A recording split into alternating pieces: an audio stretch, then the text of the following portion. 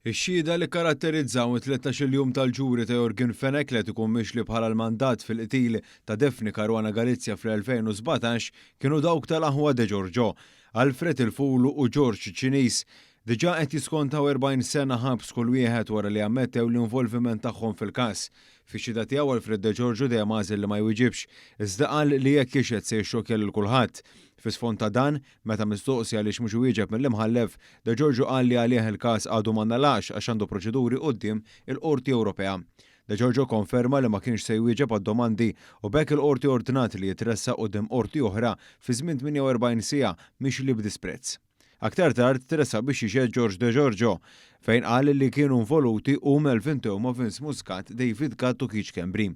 De Giorgio qal li bejn 2015 u l-2017 ma ġara xejn u rrid li jitkellem issa għax skontu waslu fl-aħħar ħolqa tal-każ. De Giorgio akkuża lill prosekuzzjoni li qed tiffabrika l-evidenza f'diversi momenti għalli ma jiftakarx jew ma jafx u rrifjuta li jwieġeb xi mistoqsijiet dwar l-involviment tiegħu. U konferma wkoll li kienu li talab 150,000 euro biex isir l-omiċidju u li kien hemm ftehim għal depożitu ta' 30,000 euro bil-bqija jitħallsu wara.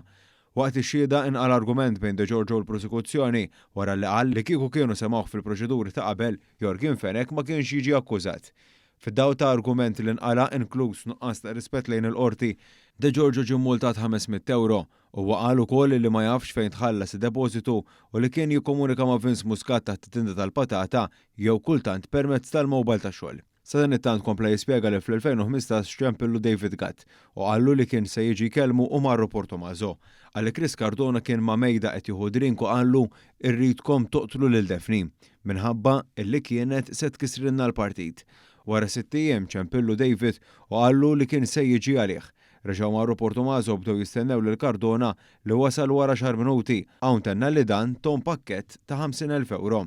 Fil-bennina kienu qablu wkoll li hu Jamie Vella u Vince Muscat iwaqfu lil Defni fin-nofs u jisparaw la barma li kienu għadhom ma ddeċidew x'kienet, kienu se jkunu f'van u joħorġu minnu. L-affarijiet kienu waqfu sakemm fl-2017 Melvin Theuma daħal bħal berqa, imbagħad spjega li meta kien il-ħabs fl-2018 ġieli kien ikellem lil Melvin permezz tat-telefon li dan kien jgħidlu kif baqa' f'kuntatt magħhom. Kompla jgħid kif kien hemm żmien li David Gatt kien imur jaraħ fil-ħabs bl-iskuża tal-kawża fil-qorti u Alfred de Giorgio kien qal lil ħuħ li Melvin Theuma kien qed jirsisti għal bejl.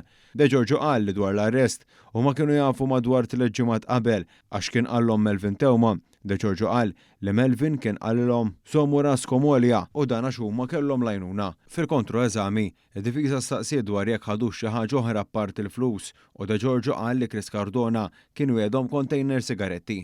Meta kompla l-pjan u ntbagħat Melvin Theuma l-Aħwa De Giorgio marru jistaqsu jekk Cardona kien xadu fil-pjan, ir-riżulta skont De Giorgio li dan kien għadu flimkien ma' Keith Schembri. F'dan l-istadju De Giorgio kien imwiegħed pompa tal-petrol fil-kappara li hu kien diġà tikkapparra fuq ordni ta' Cardona u 2 containers fis-sena ta' sigaretti bil-kontrabandu. Il-ġuri s-sok tal-ħamis filgħodu.